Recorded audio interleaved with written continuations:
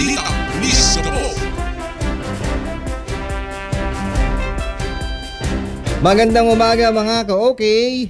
Good morning, lungsod ng Olongapo. Ako po si Police Staff Sergeant Chermy Balangkit. Ako naman po si Police Master Sergeant Jason Argonillo, ang inyong pulis gapo ngayong umaga ng Huwebes. Today is May 14, 2026. Mula sa City Community Affairs and Development Unit ng Olongapo City Police Office. At kami ang inyong makakasama para sa Balitang Pulis Gapo. Welcome po sa ating programa para ipaabot sa ating mga kababayang Olongapeño ang mga balita. Siyempre hatid sa inyo yan ng Subic Broadcasting Corporation at ng 97.5 DWOK-FM. Ito ang radyo ko. Ang kapartner natin sa paghahatid ng mga mahalagang kaganapan at impormasyon dito sa loob ng ating lungsod. Muli, happy Thursday mga ka-okay! Batiin din natin ang ating mga listeners, sana po safe ang lahat. Ayan, thank God it's Thursday. Mainit po ang panahon sa ating pong mga ka-okay. Huwag kalimutang magdala ng payong at inumin. Tama partner, matinding init, ramdam sa bansa. Heat index sa ilang lalawigan, pumalo na sa 43 degrees Celsius kahapon. Wow, init niyan, Yes, partner. Nasa danger level ang nararanasang init ng panahon sa malaking bahagi po ng Pilipinas. Ayon sa pinakahuling ulat mula sa Pag-asa, inaasahang aabot po tayo ng 44 degrees Celsius ang heat index sa mga probinsya ng Cavite, Batangas at Quezon. Ang ganitong antas ng init ay classified bilang mapanganib na kung saan ang matagal na exposure sa sikat ng araw ay maaari pong magdulot ng heat cramps at heat exhaustion. Ayan, dahil dito, naglabas na ng babala ang mga otoridad sa mga residente ng mga nabanggit na lugar. Pinapayuhan po ang lahat na uminom ng maraming tubig para po manatili po tayong hydrated. At syempre iwasan ang matagal na pananatili sa ilalim ng direktang sikat ng araw at magsuot ng mga preskong damit kung lalabas po tayo sa ating mga tahanan. Patuloy ang monitoring ng Pag-asa sa iba pang bahagi ng bansa para po sa posibleng pagtaas pa ng ating temperatura. Tama ka dyan, partner. Ang ulat panahon ay patuloy pong binabantayan ng ating mga kapulisan, ng ating mga media partners na may malaking epekto ito sa pamumuhay din ng bawat Pilipino. Lalo na po sa ating mga kabayan natin na maghapong nagtitiis sa init ng panahon. Ang Olongapo City Police Office ay nakikiisa po sa pagbibigay ng mga tamang impormasyon upang ang ating mga kabayan ay maging handa at maayos na makapagplano sa kanilang pang-araw-araw na buhay. Kaisa ng bawat Pilipino at ng mamamayang Pilipino na itataguyod natin ang mga adhikaing mapagandang ugnayan ng kapulisan, pamahalaan at mamamayan tungo po sa isang ligtas na bansa. Maraming salamat po sa inyong patuloy na pakikisa para sa isang ligtas, maayos at mapayapang Olongapo.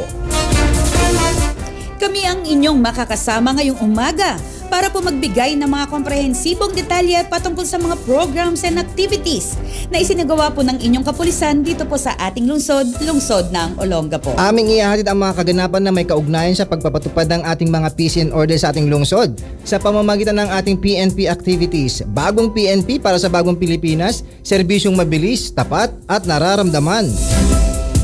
At sa pagsasakatuparan ng mga hakbang at gampanin na tutugon po para sa ating mga kababayang Olongapeño, katuwang ang himpilan ng 97.5 sa pagpapalakas ng ating pagbibigay ng mas malawak na impormasyon. Tama ka dyan, partner. Abangan din po ninyo ang aming mga crime prevention tips and safety tips na naglalaing mapanatiling kaligtasan at seguridad ng ating mga ka-okay. At sa ating pagpapatuloy, ang mga kaganapan na may kaugnayan sa pagpapatupad ng ating peace and order sa ating lungsod sa pamamagitan ng ating PNP activities. Sa ilalim yan ng pamumuno ng aming City Director, Police Colonel Junido S. Maniago Jr. at sa pagsasakatuparan ng gampanin na tutugon para sa ating mga kababayang Olongapeño, sa ilalim ng pamumuno ng aming Chief PNP Police General Jose Melencio Corpus Nartates Jr. na may layuning mapagtipay ang magandang ugnayan sa ating komunidad. Kasama ng aming Police Regional Office 3 sa pamumuno ng aming Regional Director Police Brigadier General Jess B. Mendez. Kaakibat ang ating mga partner agencies upang maabot ang ating mga kababayan. Sa pagpapatuloy mga ka-OK, ang datos ng ating weekly accomplishment report mula po noong May 4 hanggang May 10, 2026 po bilang bahagi po ng ating previous week. Sa kabuuan po, meron pong 28 total arrested ang Olongapo City Police Office. Sa pangunguna po yan ng aming napaka-snappy nating sa Acting City Director Police Colonel Junido Sinapilo Maniago Jr. mula po sa mga isinagawang magkakahiwalay na anti-criminality operations. Sa campaign po against sa illegal drugs, meron po tayong 8 drug personalities na naaresto ang Olongapo City Police Office. Mula po yan sa matagumpay na sinagawang 3 anti-illegal drug operations. Nako partner, no, marami pa tayong iuulat, hihimay-himayin natin ang ating mga report. Magbabalik po ang balitang Pulis Gapo matapos lamang ilang paalala. Manatiling nakatutok sa himpilan ng 97.5. Muling nagbabalik ang inyong balitang Pulis Gapo sa pagpapatuloy ng ating mga weekly accomplishment report, partner. Yes, partner. Serbisyong tapat, Olongapo City Police Office tuloy-tuloy ang paghataw laban sa iligal na droga. Mahigit 370,000 halaga ng shabu kumpiskado sa buy-bust. Hindi tumigil ang Olongapo City Police Office sa ilalim ng liderato ng ating Acting City Director, Police Colonel Junido S. Maniago Jr. sa laban sa iligal na droga matapos ang matagumpay na operasyong ikinasa sa Barangay East Tapinak kagabi lamang nung nakaraang gabi, May 7, 2026 sa pinagsanib na pwersa ng City Police Drug Enforcement Unit at Station Drug Enforcement Unit ng Police Station 3, matagumpay na nadakip ang 2 high-value individual sa isang buy-bust operation bandang alas 11:35 po yan ng gabi. Ang mga suspect na parehong nasa edad na 25 years old ay matagal nang nasa ilalim ng masusing pagsubaybay ng mga otoridad dahil sa kanilang pagkakasangkot sa pagpapakalat ng bawal na gamot dito sa ating lungsod at karatig bayan. Nagresulta ang operasyon sa pagkumpiska ng 5 sachet ng shabu na may kabuuang timbang na 54.7 grams. Ang mga nakuhang ebidensya ay may standard drug price na 372,000 pesos and 80 centavos bukod pa sa na-recover na buy-bust money. Ayon kay Police Colonel Maniago Jr., ang tagumpay na ito ay bunga ng pinalakas na intelligence operation at ang mabilis na pag-aksyon ng ating mga kapulisan upang putulin ang supply ng iligal na droga sa ating komunidad. Binigyan diin niya na ang Olongapo City Police Office ay mananatiling magbabantay at walang puwang ang mga sindikato ng droga sa lungsod ng Olongapo. Ang mga nadakip na sospek ay kasalukuyang nasa kustodiya ng CPDEU at nahaharap sa kasong paglabag sa Republic Act 9165 o ang Comprehensive Dangerous Drugs Act of 2002. Samantala sa atin naman pong accomplishment on wanted persons, mas pinaigting na manhunt operation. 11 na wanted persons kabilang na po ang most wanted timbog ng Pulis Gapo. Sinimula ng linggo ng pag-aresto sa 3 most wanted person para sa kasong panggagahasa. Isang matinding ratsyada ang isinalubong ng Olongapo City Police Office sa simula ng linggong ito matapos ang makiisa ang sunod-sunod na operasyon na nagresulta po sa pagkakadakip ng 3 itinuturing na most wanted person para sa mabibigat na kaso ng panggagahasa. Sa ilalim ng direktiba ni Acting City Director Police Colonel Junido Maniago Jr., naging agresibo ang mga tracker team ng iba't ibang istasyon, katuwang ang mga support units upang hindi bigyan ng pagkakataong makatago ang mga taong may utang sa batas. Nagsimula po ang serye ng pagkakaaresto ng gabi ng May 11 ng ihain ng tracker team ng Police Station 1 kasama ang Maritime Police Station ang warrant of arrest laban sa isang 64 years old na lalaki sa loob mismo ng Olongapo District Jail. Nahaharap ang nasabing suspect sa 3 counts ng statutory rape na walang nirekomendang piyansa. Sa kaparehong gabi, bandang alas 9 po, muling nagtagumpay ang tracker team ng Police Station 3 katuwang ang City Intelligence Unit at City Mobile Force Company matapos nilang malambat ang isang 23 years old na akusado sa may Balaybay Resettlement Castillos, Zambales. Ang suspect ay may warrant para sa kasong rape by sexual assault na may itinakdang piyansa na 200,000 pesos.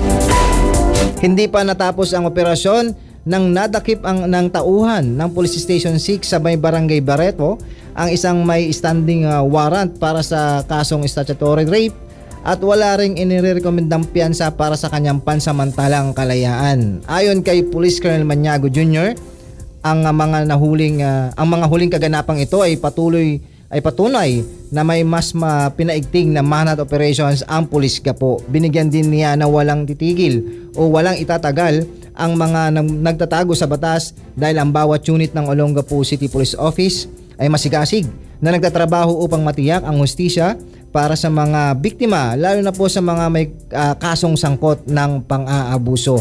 Ang mga nadakip ay kasalukuyang pong nasa kustodiya ng kani-kaniyang unit para sa kaukulang dokumentasyon bago iharap sa hukumang naglabas ng kanilang mga warrant of arrest. Ang tagumpay na ito ay sumasalamin sa serbisyong mabilis ng Olongapo City Police Office, isang patunay ng lungsod ng Olongapo, walang puwang ang mga nagtatago sa batas at ang mga katarungan ay laging nangingibabaw para sa katahimikan ng lahat.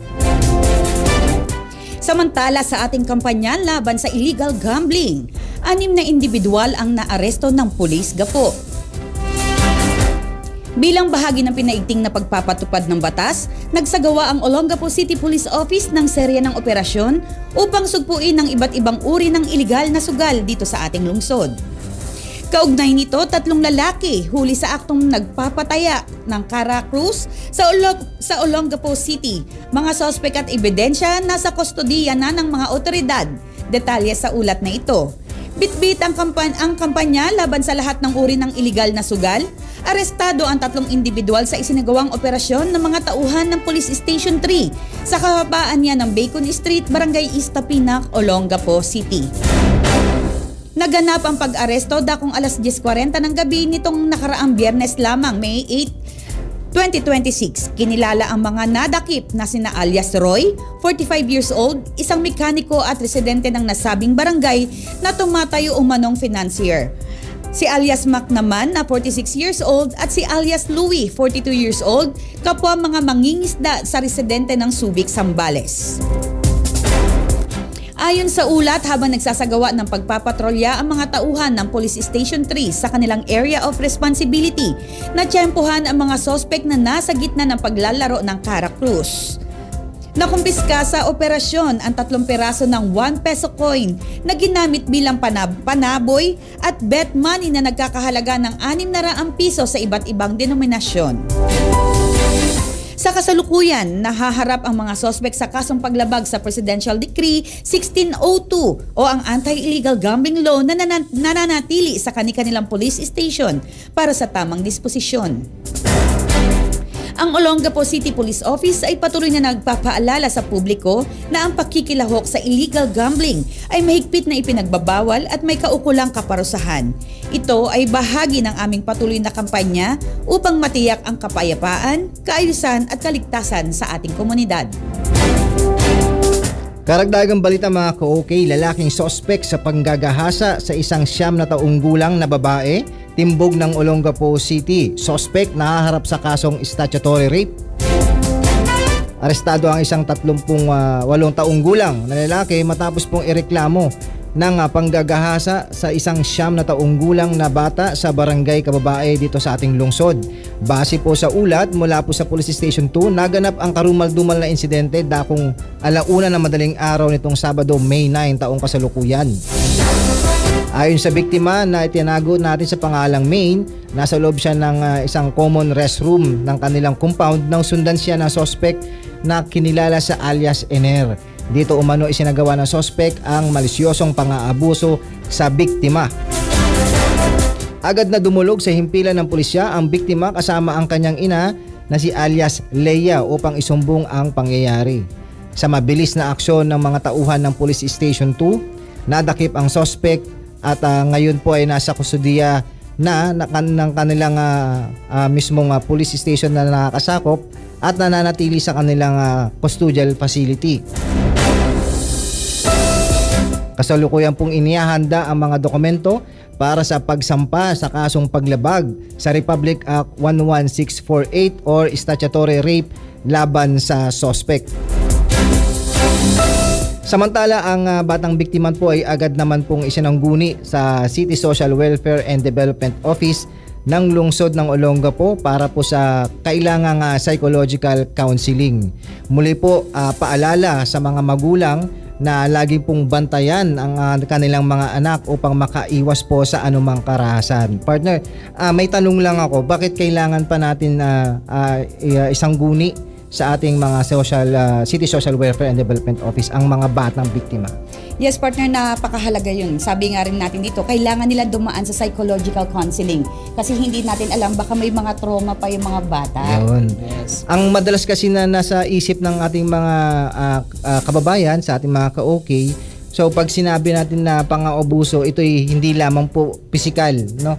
Kaya meron din po itong kinalaman sa kanilang psychological aspect o lalo na po sa kanilang pag-uugali na nakakaapekto ito at minsan ito yung nagiging dahilan upang magbago yung kanilang pakikisalamuha at pakikitungo sa mga tao. Nako, marami pa po tayong ire-report at mamaya-maya naman po ay amin pong iulat ang tungkol sa isang bangkay na natagpuan sa may barangay Santa Rita. Magbabalik ang Balitang Pulis Gapo matapos ang ilang paalala. Manatiling nakatutok sa himpilan ng 97.5. Muling nagbabalik ang inyong Balitang Pulis Gapo para po sa ating pagpapatuloy ng ating mga report, partner.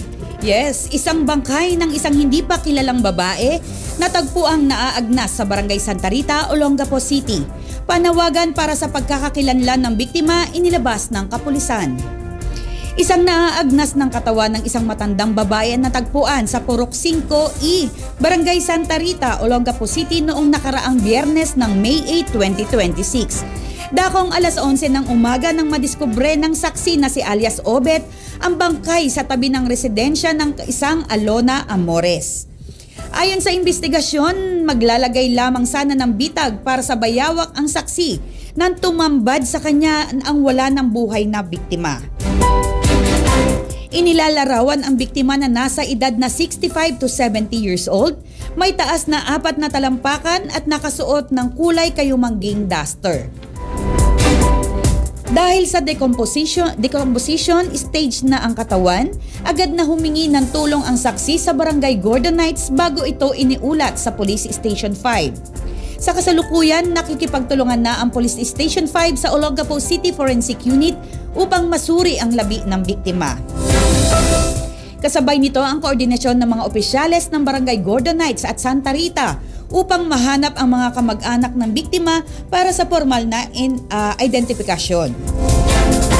Sa sino mang may nawawalang kapamilya na tumutugma sa nasabing description, agad na makipag-ugnayan sa pinakamalapit na himpilan ng pulisya. Ang Olongapo City Police Office ay patuloy na nagpapaalala sa publiko na iwasan ang anumang uri ng kaharasan at makiisa sa ating mga programa para sa kapayapaan at kaayusan dito sa ating komunidad.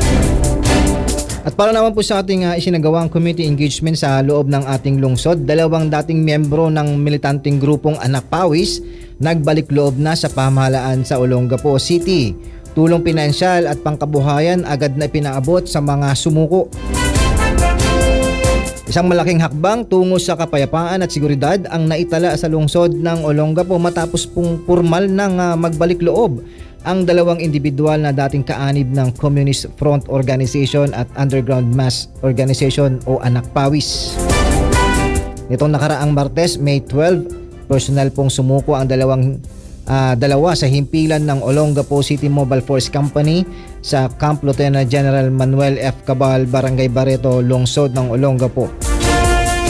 Ang matagumpay na pagsukong ito ay bunga po ng pinagsanib puwersa ng Olongapo City Police Office, ng City Mobile Force Company, ng City Intelligence Unit at ang Provincial Intelligence Team ng Zambales at ang Regional Intelligence Unit ng Police Regional Office 3. Ipinapakita rito ang kolaborasyon ng matibay na dedikasyon ng ating mga law enforcement agencies na makamit ang pangmatagalang katahimikan sa rehiyon. Bilang bahagi ng programa ng gobyerno para sa mga nagnanais magbagong buhay, agad na nakatanggap ang mga nasabing individual ng initial cash assistance at ng mga grocery items bago sila ligtas na nakauwi sa kanilang mga pamilya. Ayon sa pamunuan ng pulisya, ang development na ito ay patunay na patuloy ang pagsisikap ng Philippine National Police na palakasin ang peace initiatives at hikayatin ang mga nalihis na landas na piliin ang mapayapa at masunurin sa batas na pamumuhay. Samantala partner, mula sa pagpapanatili ng kaayusan hanggang sa pagliligtas ng buhay, bloodletting activity ng Olongapo City Police Office matagumpay na naisagawa. Acting City Director Police Colonel Maniago Jr. personal na nakiisa sa aktibidad. Hindi lamang sa pagpapatupad ng batas, kundi na rin sa pagpapakita ng malasakit sa kapwa, naging abala ang ating mga kapulisan. Personal na pinangunahan ni Police Colonel Junido S. Maniago Jr. ang aming Acting City Director ng Olongapo City Police Office. Ang isinagawang bloodletting activity nito lamang nakaraang Miyerkules, 13 ng Mayo. Ginanap ang nasabing programa sa Olongapo Civic Center Auditorium sa Barangay East Tapinac sa pakikipagtulungan ng Jose B. Lingad Memorial General Hospital at ng Olongapo City Tourism Office.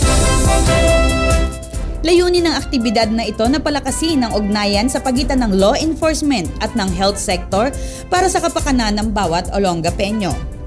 Ayon kay Police Colonel Maniago Jr., ang inisyatibong ito ay bahagi ng unwavering commitment ng Olongapo City Police Office sa humanitarian efforts, kung saan hinihikayat ang mga personnel at maging ang mga miyembro ng komunidad na mag-alay ng dugo upang makatulong sa pagliligtas ng buhay. Ang matagumpay na bloodletting activity ay muling magpapatunay na ang ating mga pulis ay hindi lamang tagapagtanggol, kundi ang mga tunay na katuwang din sa paglilingkod sa ating bayan. Disiplina at moralidad sa hanin ng kapulisan mas lalong hinigpitan. Opening ceremony ng 30-day Form Police Program isinagawa sa Subic Bay Freeport Zone sa pangunguna ng matataas na opisyal ng PNP.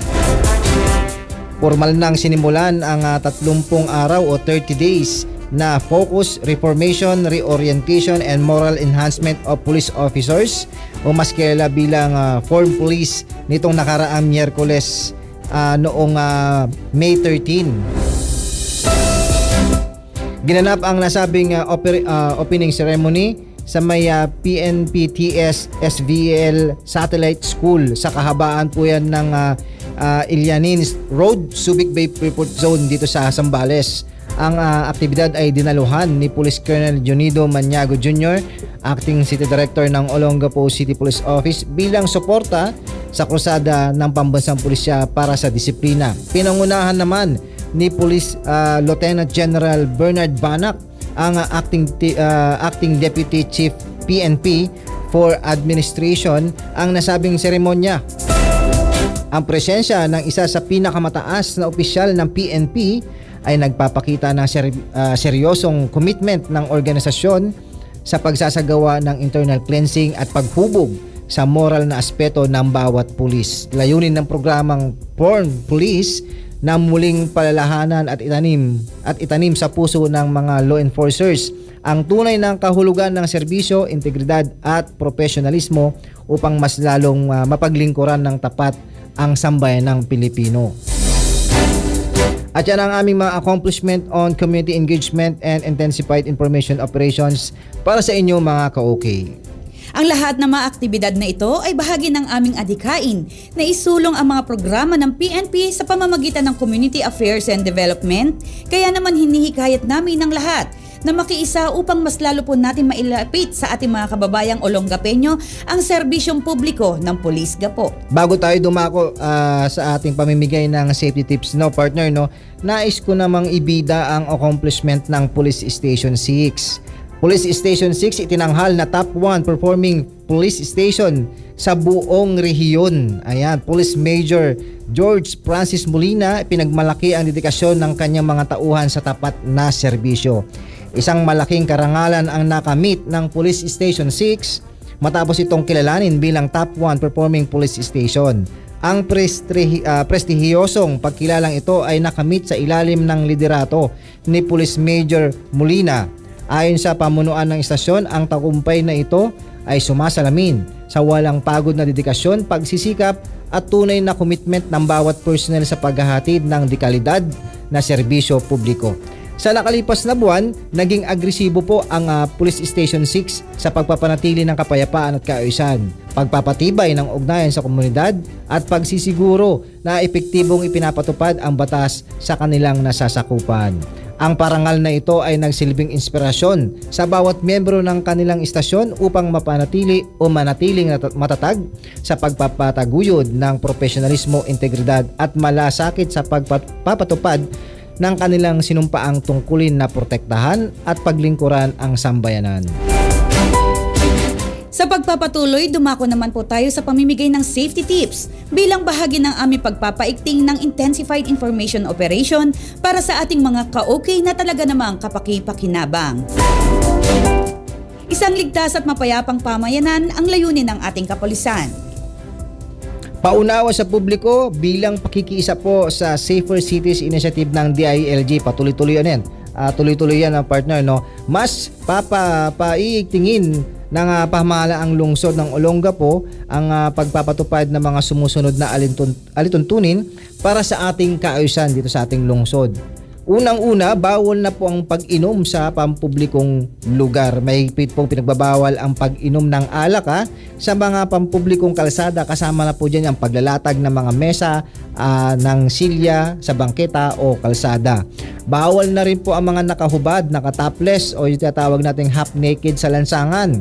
Inaasahan po namin ang lahat na maging disente sa pananamit habang nasa labas ng tahanan at nasa pampublikong lugar. Bawal na rin po ang maingay na audio. Ayan, pakiusap natin sa ating mga ka-okay. Bawal ang paggamit ng videoke o maingay na sound sa labas ng pagsapit na po yan ng alas 10 ng gabi. Bawal ang paggala-gala minor de edad. Mga magulang, bawal ang mga minor de edad na pakalat-kalat sa mga lansangan lagpas ng alas 10 ng gabi. Paalala po sa publiko, makiisa at sumunod po tayo sa mga alituntuning ito upang mapanatili ang kaligtasan, kaayusan at kapayapaan sa ating lungsod. Mga paalala para sa kaligtasan at proteksyon, maging mapagmatsyag. Ito po ay tinatawag na situational awareness. Laging maging alerto sa iyong paligid, lalo na kung ikaw ay naglalakad mag-isa o nasa madilim na lugar. Huwag masyadong mag-focus sa cellphone habang naglalakad upang hindi mawala ang inyong atensyon sa mga taong nasa paligid mo. At susunod naman, partner, tiwala sa iyong instinct. Kung sa tingin mo ay may sumusunod sa iyo o hindi ka komportable sa isang tao, huwag itong baliwalain. Agad na pumunta sa mataong lugar, pumasok sa isang establishmento o lumapit sa mga otoridad tulad po ng mga pulis o gwardiya. Huwag magtiwala sa mga stranger. Iwasang makipag-usap o sumama sa mga taong hindi mo kilala, lalo na sa mga liblib na lugar. Turuan ang mga bata na huwag tatanggap ng anumang regalo o pagkain mula sa mga hindi kakilala. Ayan mga kananay gamitin ang body system. Hanggat maaari huwag maglakad mag-isa lalo na kung gabi. Mas ligtas kung may kasama. Ipaalam sa pamilya o kaibigan ng iyong lokasyon at kung kailan ka inaasahang makakauwi. Yan, mahalaga ang pag-a-update. Kaligtasan sa loob ng tahanan. Siguraduhin laging nakalak ang mga pinto at bintana, lalong-lalo na po bago matulog. Maging maingat sa pagpapatuloy ng mga taong hindi mo lubos nakakilala sa loob ng inyong compound o bahay. Alamin ang mga hotline number ng pulisya. I-save sa inyong cellphone ang mga emergency number na sa pinakamalapit na police station tulad ng Police Station 1 to Police Station 6 dito po sa lungsod ng Olongapo. Huwag mag-atubiling tumawag kung may banta sa iyong kaligtasan. Para sa mga biktima, huwag matakot magsumbong. Kung ikaw o ang iyong kakilala ay biktima ng pang-aabuso, tandaan may mga batas at ahensya na handang tumulong sa inyo. RA 9262 Anti-Violence Against Women and Their Children's Act, RA 11648 Statutory Rape Law, proteksyon para sa mga minorya, WCPD Women and Children Protection Desk. Bawat police station ay may nakatalagang desk na may mga babaeng pulis na handang makinig at tumulong sa mga may kompedensyalidad. CSWDO para sa psychological counseling at suporta. Paalala, ang katahimikan ay kakampi ng abusado. Huwag matakot. Boses nyo ang simula ng inyong proteksyon. Ang kapulisan ng Olongapo ay laging handang tumulong at maglingkod. At yan po ang ating safety tips for today. Naway meron po tayong napulot na aral at mag-ingat po lagi tayo mga ka-okay. Yes, partner, at para naman po sa ating mga updated sa Olongapo City activities ng and accomplishment, please follow our Facebook page at Pulis Gapo Disiplinado. And please give us your likes, comments, and shares na po sa aming pong Facebook account at Olongapo City Police. Diyan po ninyo makikita ang aming mga conducted activities and accomplishments. And also please follow our YouTube channel at Olongapo City Police Office. At syempre kung saan po ninyo kami napapakinggan ngayon, ang 97.5 DWOK FM, ito ang radyo ko. At nais din po namin ipromote ang programang Sumbong Nyo, Aksyon Agad, Lunes hanggang Biyernes from 12:30 to 1:30 p.m. Ganon din po ang aming official Facebook page na Philippine National Police at Regional Office 3 at ang Police News Network Facebook page. Kami po ay taus-pusong nagpapasalamat sa patuloy na pakikiisa sa aming hakbangin upang makamit ang tiwala ng mamamayan dito sa ating lungsod. Dahil dito, itinanghal na top 1 performing police station ng Police Station 6 sa buong Region 3. Isang malaking karangalan ang nakamit ng Police Station 6 matapos itong kilalanin bilang top 1 performing police station at prestigyosong pagkilalang ito ay nakamit sa ilalim ng liderato ni Police Major Molina. Ayan, muli po nagpapasalamat po kami and congratulations po sa Police Station 6 Yes. under the leadership of Police Major George Francis Molina. Ayan. At yan po ang hatid namin mahalagang impormasyon mula sa Olongapo City Police Office. Maraming salamat po sa oras ng inyong pakikinig sa ating programa ngayong umaga. Laging tandaan, ang usaping kaligtasan ay usapin ng bawat mamamayan. Ako po ang inyong Pulis Gapo, Police Staff Sergeant Cherry May Balangkit. Ang pamunuan ng Olongapo City Police Office sa ngalan ng aming Acting City Director, Police Colonel Jonido Sinapilo Maniago Jr. Kasama ang aming Public Information Officer, Police Lieutenant Mary Ann Esposo Sadaba. Kami ay taus-pusong nagpapasalamat sa pamunuan ng Subic Broadcasting Corporation at sa himpilan ng 97.5 DWOK FM, ito ang radyo ko. Sa aming station manager, Ma'am Amelia Jane Gordon, kasama sina DJ Miko, Sir Andrew, and the rest of the team, and DJ Macy. Siyempre, thank you for giving us the valuable opportunity to amplify our Pulis Gapo accomplishment reports and activities. At siyempre sa ating pong mga viewers and listeners na walang sawang sumusuporta sa amin upang may taguyod ang aming layuning protektahan at pagsilbihan ng ating mga kabayan dito sa ating pinakamamahal na lungsod, dito sa lungsod ng Olongapo. Ako po, si Police Master Sergeant Jason Argonillo. Magsama-sama po tayong muli sa susunod na Huwebes upang makinig ng aming pong programa dito lamang sa Balitang Pulis Gapo.